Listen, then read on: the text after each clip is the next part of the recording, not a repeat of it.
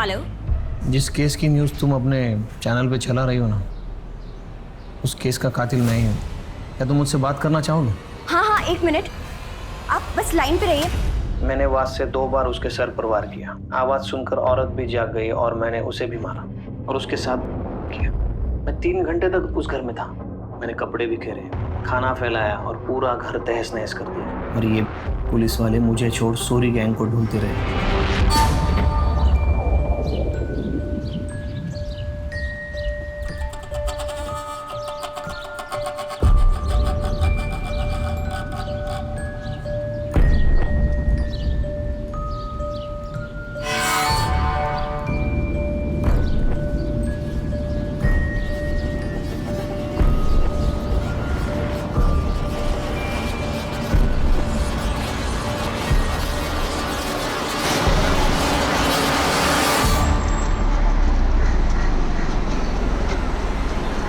लड़की वो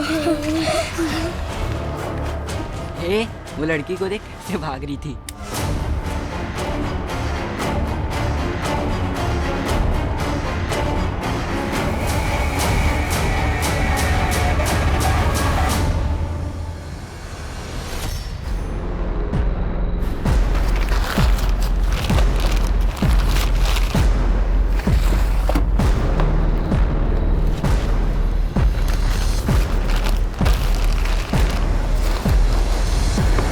राजू, जी चल।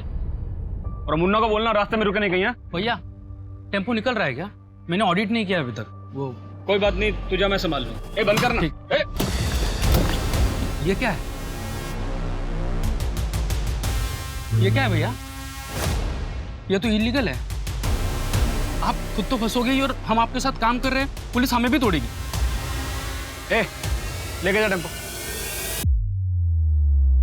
जो भी तूने देखा ना, उसके बारे में ज्यादा किचकिच मत कर। ये पकड़ और अपना मुंह बंद रख, आगे और भी मिलेगा। बेईमानी का काम मैं नहीं करूंगा भैया जी। आपका पैसा और आपका काम, आपको मुबारक।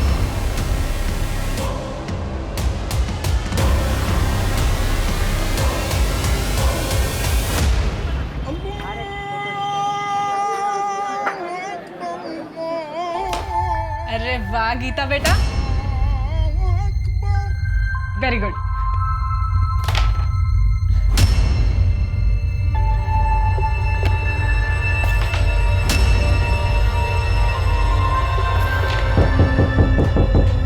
खेलो मैं आती हूँ। आई पीछे।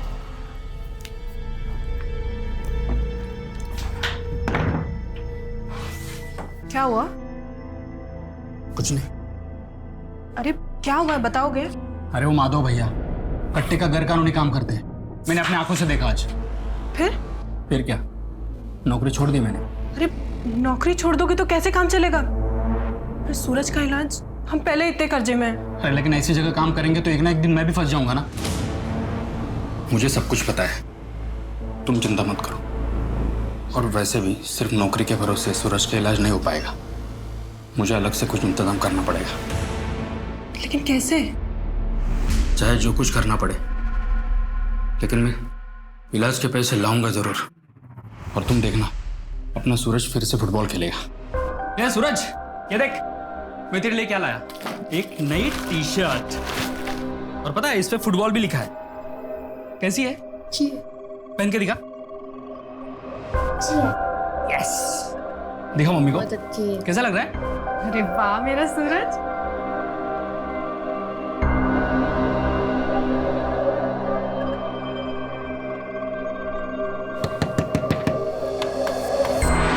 अरे दीपक, तुम आओ ना, मैं चाय बना रही थी। नहीं बेला, थोड़ा जल्दी में हूँ। ये पैसे नीमा ने भिजवाया है। कल 5 टोकरियां बिकी थी ना, उसके है। वो सब ठीक है, लेकिन आओ अंदर, मैं चाय बना रही थी, अब साथ में चाय पीते हैं। अरे नहीं ठीक है। अरे आओ, क्या तुम भी। ये लो। और बताओ, सूरज कैसा है?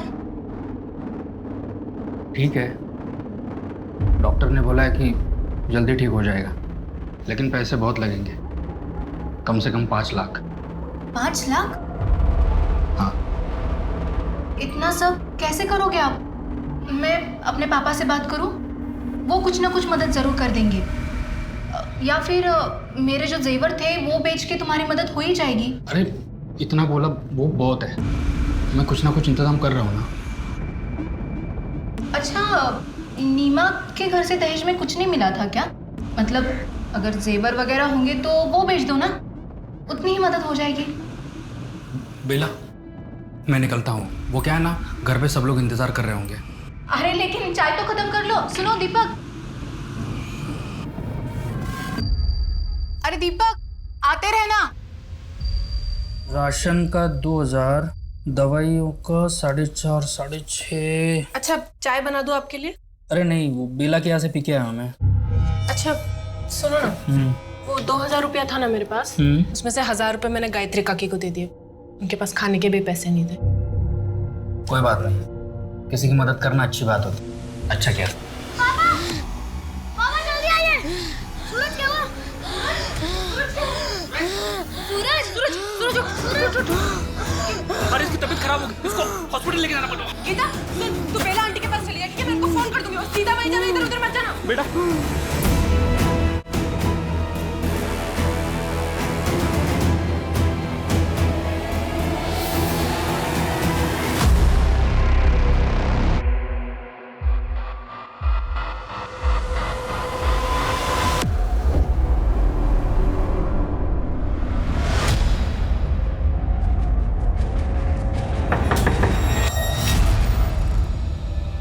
पापा नहीं आए साथ में? वो सूरज को लेके अस्पताल गए हैं। अच्छा, आओ अंदर। खाना खाया तुमने? थोड़ा सा।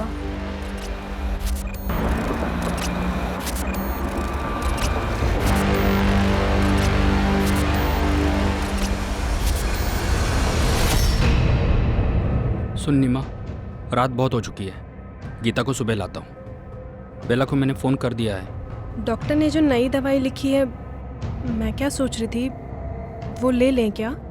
लेना तो पड़ेगा ही। कल मैं माजी के पास चला जाता हूँ, हो सकता है कुछ और मदद कर दे। अच्छा, आप एक बार माधव भैया से बात करके देखो ना।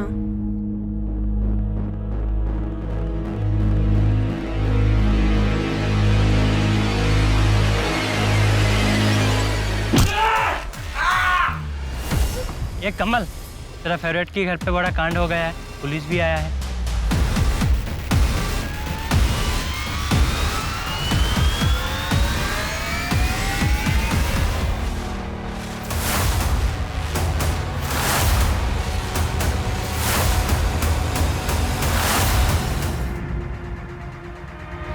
लगता है किसी भारी चीज से इसके सर पे वार किया गया।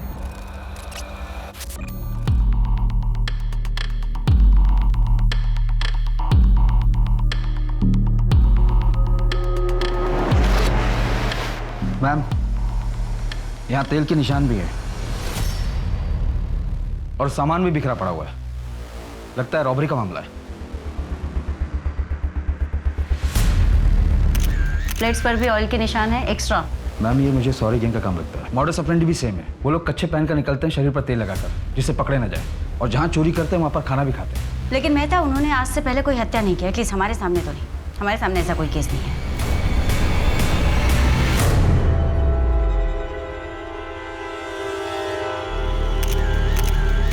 गोल्ड चेन, इसका लॉकेट भी है। अगर इस घर में रॉबरी हुई है तो फिर इतनी भारी गोल्ड की चेन यहाँ कैसे छोड़ सकते हैं? मैम, ये देखिए, ऐसा लग रहा है कि 2 दीवार पर फोटो फ्रेम है, जिसे अभी भी निकाला गया है। फैमिली फोटो, बच्चे भी हैं। एक बेटा और बेटी है, सूरज और गीता। पड़ोसी ने बताया कि सूरज की तबीयत काफ़ी खराब हो गई थी, इसलिए कल रात उसे हॉस्पिटल लेकर गए और गीता को नीमा की सहेली बेला के घर भेजा गया। तो सूरज इस वक्त कहाँ है? एज फॉर सूरज, ऐसा हो सकता है कि नीमा ने अपने बेटे के लिए चैन बनवाई हो, या उसका नाम का लॉकेट वो खुद पहन रही हो। मैडम जी, यहाँ कुछ है।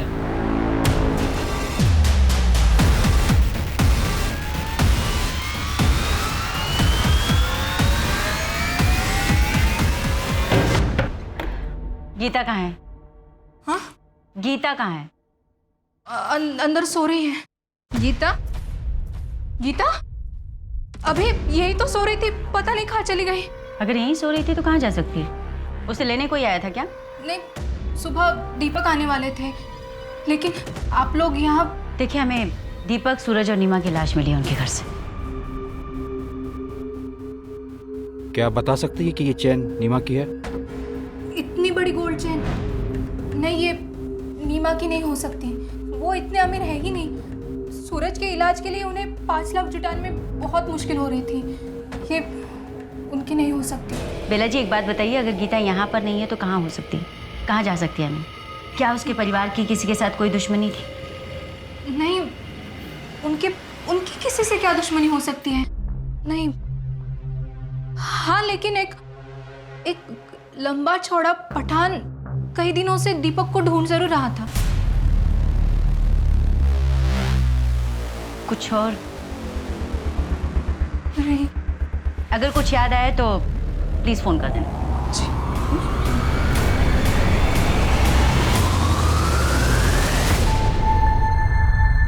अरे यार नीमा, बहुत देर हो गई, कम से कम एक कप चाय तो पिला दे। बस ये हाथ का काम समेट लूं, फिर बनाती हूँ। अरे तुम लोग अपना काम चालू रखो, मैं चाय बना देता हूँ। हाँ। यार नीमा, तुझे एक बात बोलूं, तू बड़ी खुशनसीब है कि तुझे दीपक जैसे पति मिले। अरे मतलब मेहमानों के बारे में जो इतना सोचता है, वो तो अपनी बीवी को पलकों पर ही बिठा कर रखता होगा ना।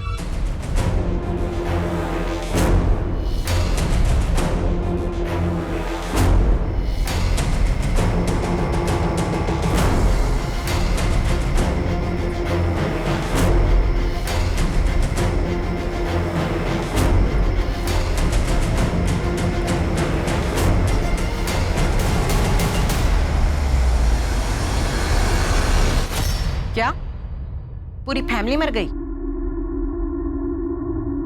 ठीक है, तो तुम अभी इतना बौखलाओ मत। मर्डर हुआ है तो पुलिस तो आएगी ही ना। ऐसा करो, तुम अंडरग्राउंड हो जाओ और तब तक इस शहर में मत आना जब तक हम ना बुलाएं। किसी काम की नहीं है मुस्टंडे, पैसा डुबा के ही मानेंगे। मैम, लोकल ज्वेलर से पता चला है कि वो केरला का डिजाइन। केरला पुलिस को फोटो भी भेज दी है। चैन बहुत ही महंगी है। अगर हमें कहीं से ये पता चल जाए कि वो चैन किसकी है तो शायद हमें कोई लीड मिले। प्रदीप, जिस तरीके से बॉडीज को प्लेस किया गया था उससे कोई पर्सनल एंगल लगता है। ऐसे लगता है जैसे कोई खुन्नस खाया हुआ था, उन्हें देखना ही नहीं चाहता था।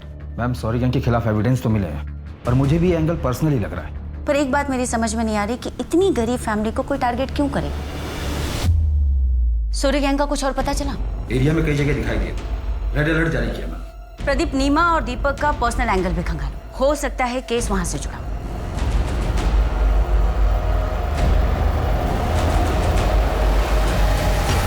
नीमा, मेरी बात सुनना। मैं तू क्यों अपनी जिंदगी खराब करने पर तुली हुई है? अपने निकम्मे पति और बच्चे की बीमारी के बोझ तले अपनी जवानी मत गला नीमा। अरे छोड़ ये सब झमेला और भाग चल मेरे साथ।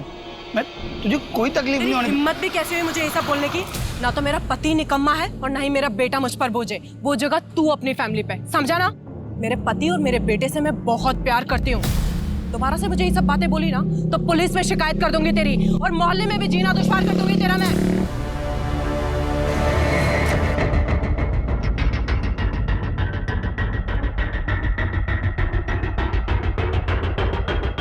दीपक के घर की तरफ जाने वाली गली के बाहर जो सीसीटीवी कैमरा लगा हुआ है उसमें ये सब कैप्चर हुआ, और ये दीपक के घर से मेन रोड तक जाने का यही एक रास्ता है। प्रदीप, ये सोरी गैंग का तो नहीं लग रहा, पर ये लोग पीछे से भी तो आ सकते हैं ना।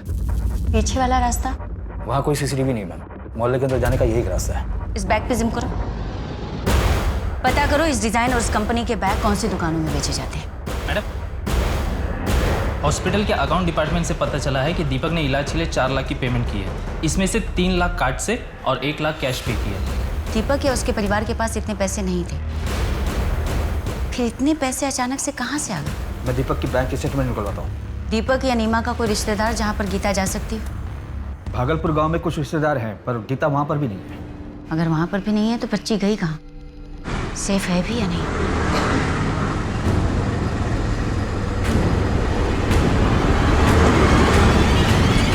मैंने दीपक के बैंक स्टेटमेंट को चेक किया, उससे क्लियर पता चलता है कि उसने हॉस्पिटल को 3 लाख रुपए कार्ड से पे किए थे और ये पैसे किसी वैष्णवी ने उसके अकाउंट में ट्रांसफर किए थे। वैष्णवी? कौन है ये वैष्णवी?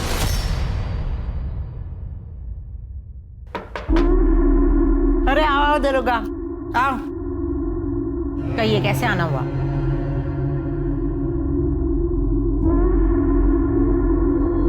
आपने दीपक को 3 लाख रुपए दिए थे। अब क्या करूं दरोगा बाबू, भलाई का काम ही नसीब में आया है।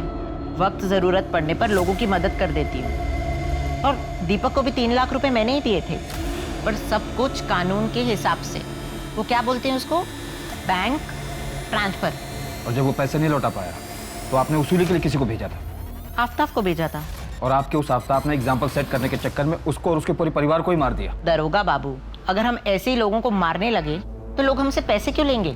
3 लाख रुपए दिए थे, कोई सिक्योरिटी नहीं रखी? सिक्योरिटी के तौर पे घर के पेपर दिए थे उसने। अब तुम बोलोगे उसके मकान के चक्कर में मैंने उसको मार दिया। तुम मेरा घर देखो और उसका मकान देखो। ये आफ्ताब का है? वो तो अपनी गर्लफ्रेंड के साथ लखनऊ गया है घूमने।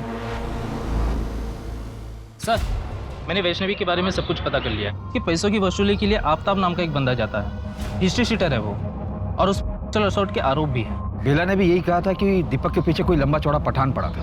हो सकता है ये पठान आफ्ताब ही हो। अपने खबरों को अलर्ट करो, देखते ही आफ्ताब कब तक अंडरग्राउंड रहता है। सर, पर एक बात समझ में नहीं आ रही है कि जब दीपक के घर में भारी गोल्ड की चेन थी तो उसने वैष्णवी से पैसे उधार क्यों लिए? बोल।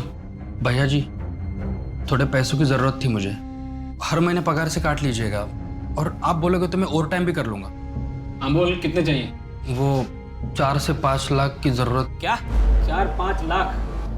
भाई दिमाग ठीक है तेरा? 10-20 हज़ार की बात होती तो मैं सोचता भी, कुछ भी बोल रहा है। 4-5 लाख, चल जा अपना काम कर। 4-5 लाख? नहीं तू चीटर है। मैंने चीटिंग नहीं की है सूरज। अरे मेरी रानी यही नहीं गई है। चीटिंग कर रही है तू, चीटर। क्यों शोर पापा मचा ने रहे हो? बोला दूध मैं पी ले चीटिंग पहले। नहीं, तू चीटर है। सुनो मेरी बात। अरे चुप रहो, अब मैं तुमको सिखाऊंगा बिना चीटिंग के कैसे जीतते हैं। नीमा आओ बैठो, ये स्ट्राइकर है।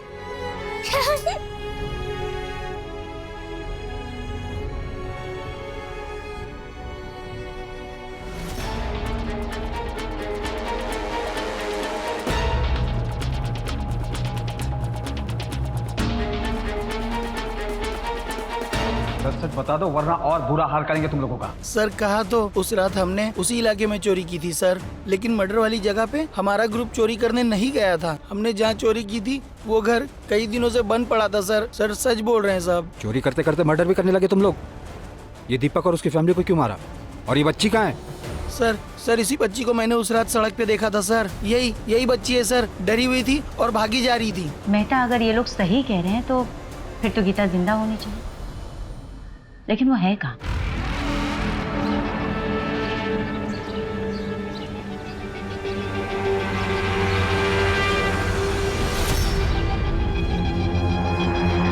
अकेले हो यहाँ? डरो मत, तुम्हारे मम्मी पापा नहीं है? मैं बेटा तुम्हारा नाम क्या है बताओ? गीता। तुम्हें भूख लगी होगी ना?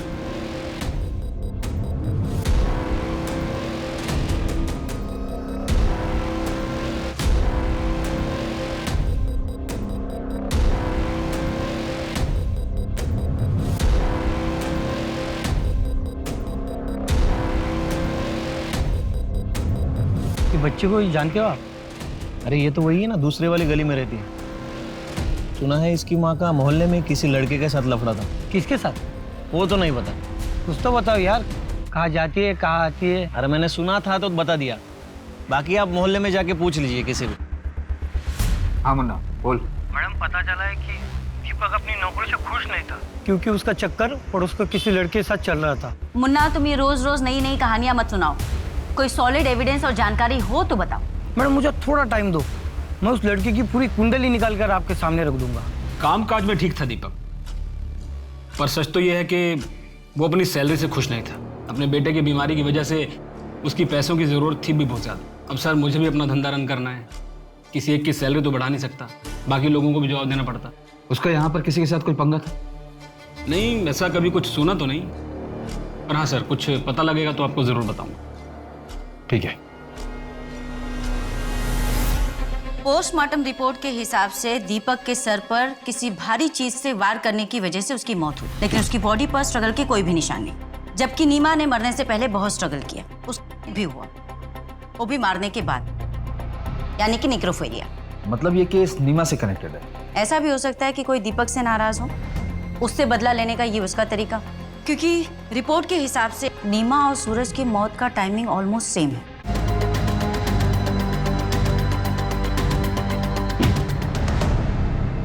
लेकिन इस सब के पीछे क्रिमिनल का मोटिव क्या था? मैडम, केरला से गोल्ड चेन की सारी इंफॉर्मेशन आ गई। वो गोल्ड चेन दरअसल में मुनी जमानी माला कहलाता है और ये स्पेसिफिक डिजाइन खोजी कोड़े में बनाई जाती है और खोजी कोड़े के जिस ज्वेलर ने बनाई थी उसी का इनिशियल एस उस पर था। यानी कि वो एस सूरज के लिए नहीं था। कुछ बताया उसने कि वो माला उसने किसके लिए बनाई थी? पिछले साल ही उसकी मौत हो गई थी, तब से वहाँ ऐसा कोई गहना नहीं बनाया गया। उसका एक बेटा था मैम, जो अब केरला में नहीं रहता, लेकिन पुलिस उसे ट्रैक कर रही है। Ma'am, Dhanipur triple murder case में आरोपी कब पकड़ा जाएगा? देखिए मैडम, अभी इन्वेस्टिगेशन चल रही है। अभी तक की जांच में हमारे सामने कोई भी ऐसा पुख्ता सबूत नहीं आया है, पर हम कोशिश कर रहे हैं। लेकिन किसी गरीब फैमिली को मारने के पीछे क्या वजह हो सकती है? I mean, इसके बाद क्या लोग अपने घरों में सुरक्षित महसूस करेंगे? देखिए, हमें पूरा भरोसा है कि कातिल जल्द से जल्द पकड़ा जाएगा और उसे कड़ी से कड़ी सजा मिलेगी। लेकिन कातिल कौन हो सकता है? कोई सरफिरा या विकृत मानसिकता का इंसान। ऐसे लोग वारदात को अंजाम देने के बाद कहीं जाकर छिप जाते हैं, लेकिन औरतों और बच्चों की जिंदगी से खिलवाड़ करने वाला चाहे जहाँ भी छिपा हो, हम उसे ढूंढ निकालें। Thank you. लेकिन मैम, जिस कॉन्फिडेंस के साथ आप कह रही हैं, क्या आप उसे सच में पकड़ लेंगी? मुझे नहीं लगता है आपके पास कोई ठोस लीड है।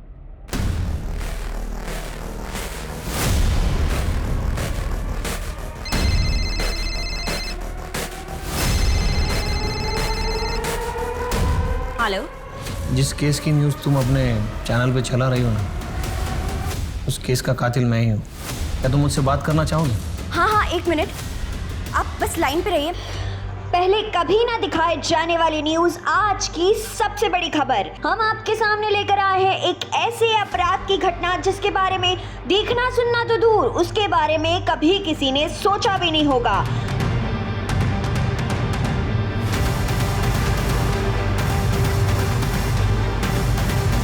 मैम, आपने न्यूज़ देखा?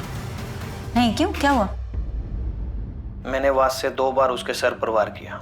वही वास जो उनके घर को बहुत खूबसूरत बना रहा था। उनके लड़के को मारने का मेरा कोई इरादा नहीं था, लेकिन वो जाग गया और माँ से पानी मांगने लगा। मैंने उससे कहा वापस सो जा, लेकिन वो मुझसे ही पूछने लगा कि तुम कौन हो। मैं 3 घंटे तक उस घर में था। मैंने कपड़े बिखेरे, खाना फैलाया और पूरा घर तहस नहस कर दिया। और ये पुलिस वाले मुझे छोड़ सोरी गैंग को ढूंढते रहे, जबकि मैं खुला घूम रहा था। तुम लोगों को क्या लगता है ये ऐसी पुलिस तुम लोगों की रक्षा करेगी? आपका नाम क्या है?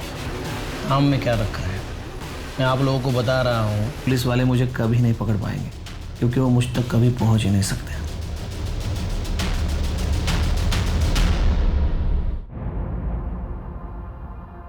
हर सोशल मीडिया पर सिर्फ इसी केस के चर्चे चल रहे हैं, वो भी सिर्फ तुम्हारी वजह से।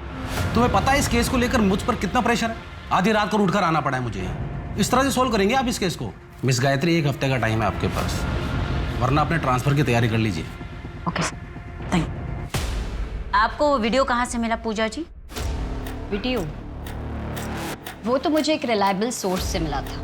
अगर उस वीडियो के फुटेजेस में कोई भी छेड़छाड़ या टेम्परिंग की गई होगी तो उस कातिल के पकड़े जाने के बाद में आप भी नहीं बचेंगे।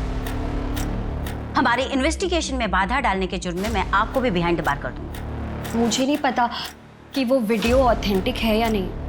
मैंने तो बस, मुझे अपने घर के बाहर एक सीडी मिली थी और फिर मुझे किसी का कॉल आया था।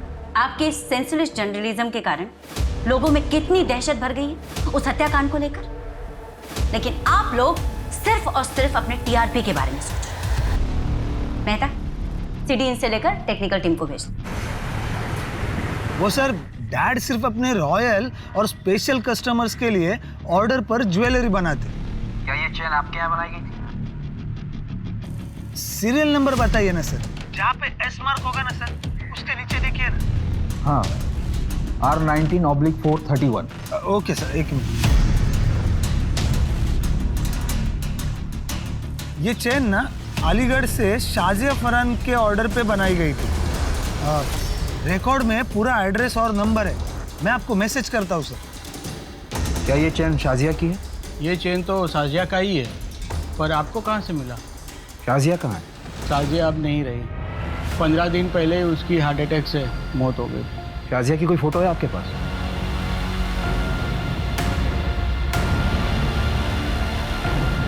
अभी ज्वेलरी के साथ उसे हमने दफन किया था। शाजिया के साथ ये बच्चा कौन है? ये हमारा नवाज़ है, शाजिया का बेटा। चैन की मिस्ट्री को सॉल्व करना पड़ेगा। एक काम करो मेहता, कोर्ट से ऑर्डर निकलवाओ, इस ताजिया की बॉडी को निकलवाते हैं, एग्जामिन करते हैं। मैम, मुन्ना का फोन भी आया था, उसने बताया कि नीमा के मोहल्ले में एक लड़का रहता है कमल, वो नीमा को पसंद करता था। ले आओ उससे भी।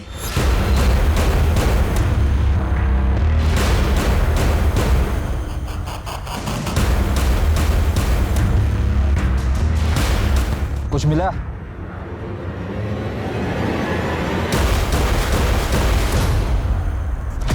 डेड बॉडी पर एक भी ज्वेलरी नहीं है।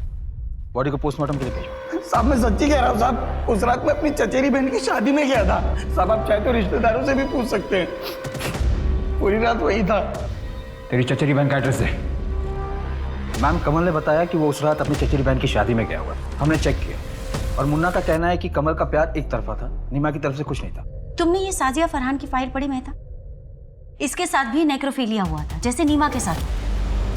और साजिया के साथ तो उसकी डेड बॉडी को कब्र से बाहर निकालकर किया गया।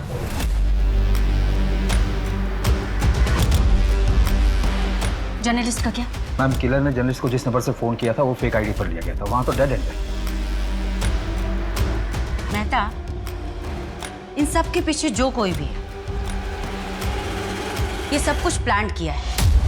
वो ऑयल स्टैंड्स का प्लान करना, खाना जानबूझकर छोड़ना, नीमा के अफेयर वाली बात, दीपक के ऑफिस की प्रॉब्लम वाली बात, ये सब कुछ डेड एंड पर जाकर ठहर जाते। इसका मतलब इस केस के इन्वेस्टिगेशन को शुरू से ही गुमराह किया गया। वो क्राइम सीन सिर्फ और सिर्फ हमें मिसलीड करने के लिए क्रिएट किया गया। पापा, आपने फिर से पकड़ लिया। मेरा चुपकली इधर बैठा है, आजा बाहर। चल चल, अब मम्मी को ढूंढते, आजा। मम्मी मम्मी मम्मी कहाँ छुपी है?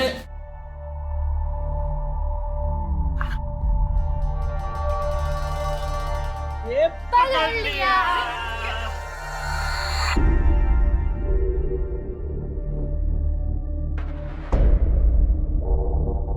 जिस दिन शाजिया की मौत हुई थी उस दिन शाजिया के घर पर कोई ज्वेलर आया था। शाजिया ने अपनी सहेली को फोन करके कहा था कि अगर उसे ज्वेलरी देखनी हो तो उसके घर आ जाए, क्योंकि वो ज्वेलर बहुत ही सस्ते दामों में ज्वेलरी बेच रहा था। हालांकि शाजिया की सहेली शाजिया के घर नहीं आई थी और शाम को जब शाजिया के पेरेंट्स घर आए तो उसकी मौत हो चुकी थी। लेकिन सवाल अभी भी वही है मेहता, क्या कातिल ने जानबूझकर ये सब कुछ सिर्फ इसलिए किया कि वो दीपक और नीमा को मारना चाहता था? उसका टारगेट आखिर कौन था, दीपक या नीमा? और फिर इसमें साजिया कहाँ फिट बैठती? मैम, यहाँ हत्या का मोटिव समझ में ही नहीं आ रहा है। वो बच्ची गीता भी नहीं मिल रही। सच कहूँ तो मुझे उस बच्चे की फिक्र होने लगी, पता नहीं ठीक होगी भी या नहीं।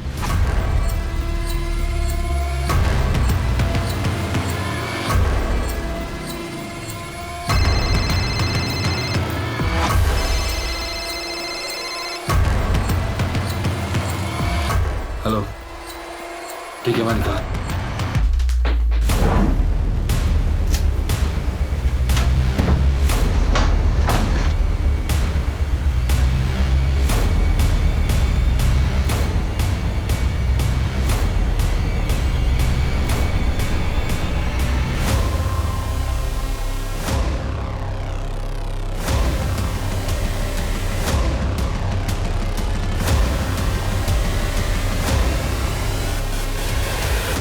किसका ये? सब ये मेरा नहीं है, वो मैं माधव भैया के लिए डिलीवरी लेने आया था। माधव कौन? माधव पांडे? हाँ, वही फर्नीचर वाले माधव। दीपक के काम छोड़ने के बाद तूने शाजिया की लाश कब्र से निकाली और दीपक के घर जाकर क्राइम कर दिया। मैं किसी शाजिया फरहान को नहीं जानता। दीपक और उसकी फैमिली को कैसे मरवाया? सर, मैंने ना किसी को मारा ना मरवाया, क्योंकि सर मैं अच्छी तरह जानता था कि दीपक में कंप्लेंट करने की ना तो हिम्मत थी ना टाइम।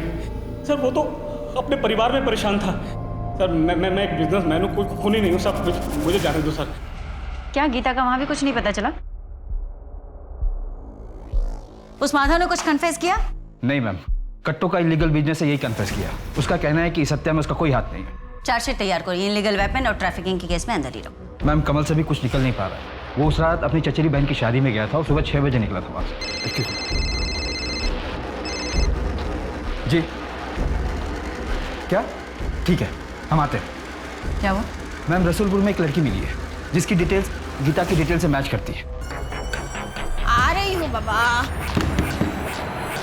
गीता का कौन गीता? मैडम आप ऐसे अंदर कैसे जा रहे हैं? सही यहाँ ढूंढो। मैं कह रही हूँ ना वहाँ कुछ नहीं है। आप ऐसे कैसे किसी के घर में घुस सकते हैं? मैं बोल रही हूँ ना सर, मैडम मैं बोल रही हूँ ना यहाँ पर कुछ भी नहीं है। कौन कौन रहते हैं यहाँ पे? मैं और मेरा पति। मैडम देखिए आप जाइए यहाँ से। चप्पल तो किसी बच्ची की लगती है। मैंने कहा ना यहाँ कोई बच्ची नहीं है। एक तो आप बिना किसी परमिशन के मेरे घर में घुस आए हैं और ऊपर से मुझसे क्वेश्चन कर रहे हैं। आप जाइए यहाँ से। मैडम वहाँ कुछ नहीं है, सिर्फ कपड़े हैं। हाँ तो देखने दो। बेटा बाहर आओ, डरो मत। हमें ना किसने किडनैप किया इसे? तूने किडनैप किया? तेरे पति ने? आओ।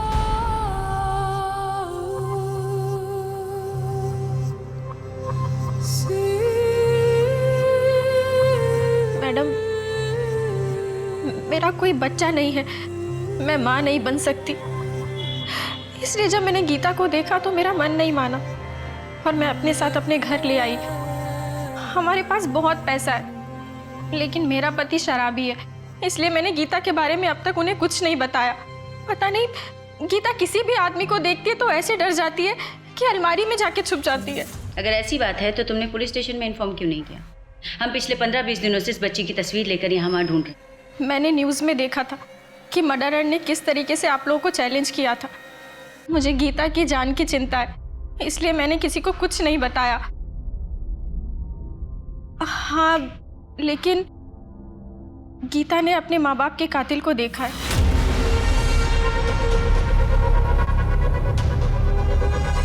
गीता बेटा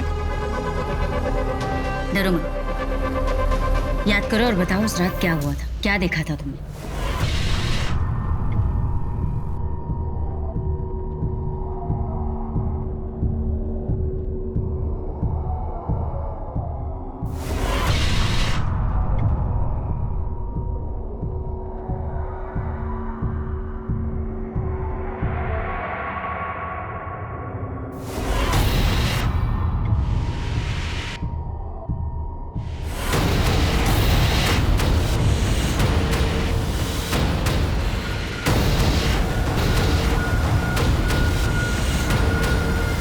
मैंने उसका चेहरा नहीं देखा, उसे सिर्फ पीठी नजर आ रही थी और वो बार बार अपने हाथों पे ऐसे खुजा रहा था। और कुछ चीज, कुछ और देखा तुमने? कुछ याद है तुम्हें? हाँ, उसने अपने कान में बाली पहनी थी। मुन्ना, वो आदमी बार बार खुजली करता था, कान में बाली पहनता था। क्राइम सीन पर उसने ड्रिंक भी किया था, शायद अल्कोहलिक हो। ऐसे किसी भी आदमी के बारे में चारों तरफ पता करो, ढूंढो उसे। ठीक है? अच्छा मुन्ना, तुमने एक बार रीमा के अफेयर के बारे में बात बताई पर आगे कोई लीड नहीं दी। कि बच्चे को जानते हो आप? देखो भाई, लड़के के बारे में कुछ मालूम नहीं मुझे। माँ के बारे में पूछेंगे तो मोहल्ले में कोई भी तब वो खुजली करते जा रहा था और मेरे को नीमा के बारे में बता रहा था। तुमने उसे देखा था? स्केच बनवा सकते हो? हाँ साहब, कोशिश करूंगा।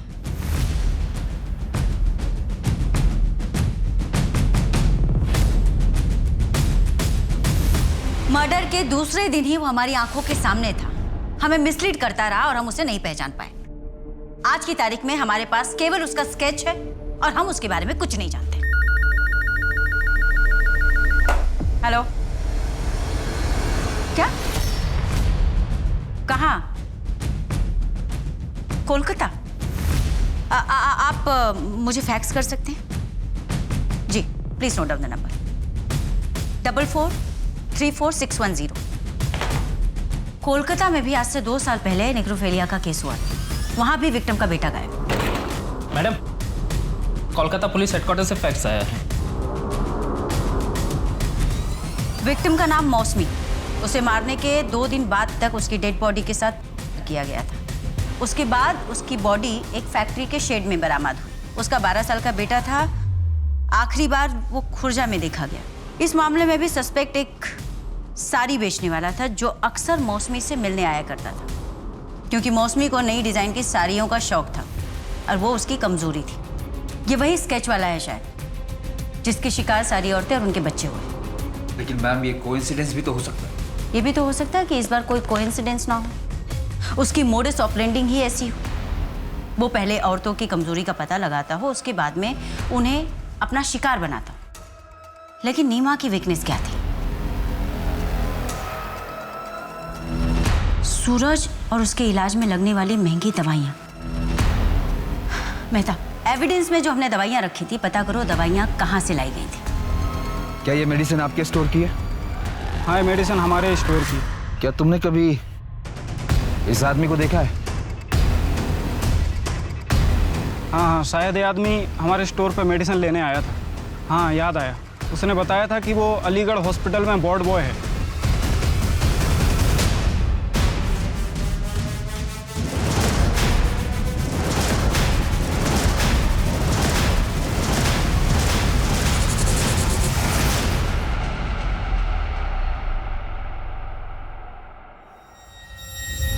अरे सूरज, सूरज, मना किया ना तुझे, कभी सुनता नहीं है मेरी बात।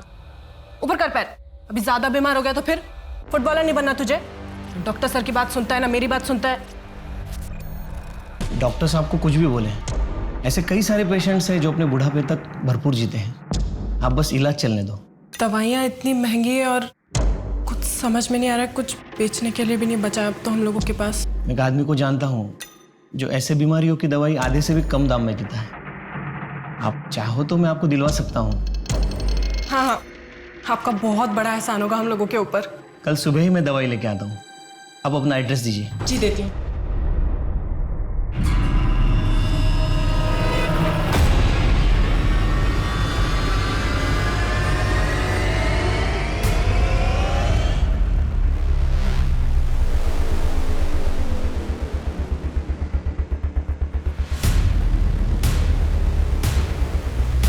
चेक करो।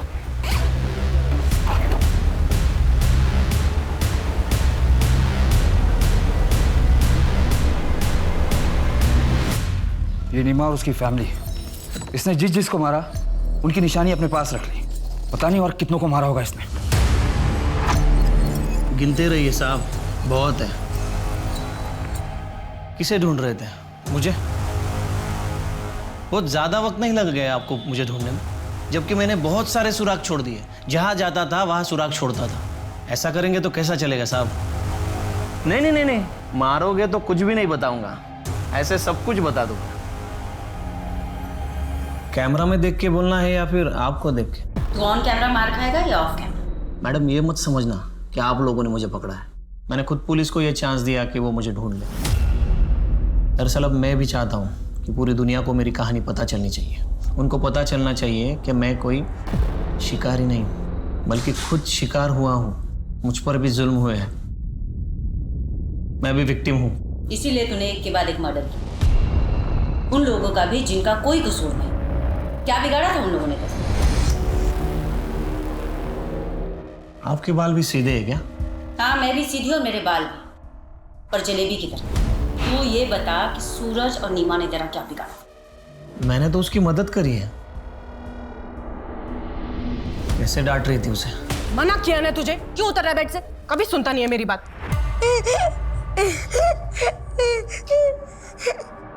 बेटा क्या हुआ? रो क्यों रहा है?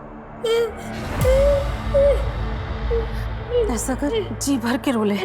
रोने से ना जी हल्का हो जाएगा। वैसे भी रोने से कोई नामर्द थोड़ी हो जाता है। और तू तो मेरी बहादुर लड़की है ना। मामू, लड़की जैसे रहना अच्छा नहीं लगता। तू एक लड़की है। नहीं माँ, मैं एक लड़का हूँ और रोज ऐसे लड़कियों की तरह सजूंगा नहीं। तू लड़की है और लड़की की तरह ही रहेगा, और तुझे रोज सजना पड़ेगा, समझा?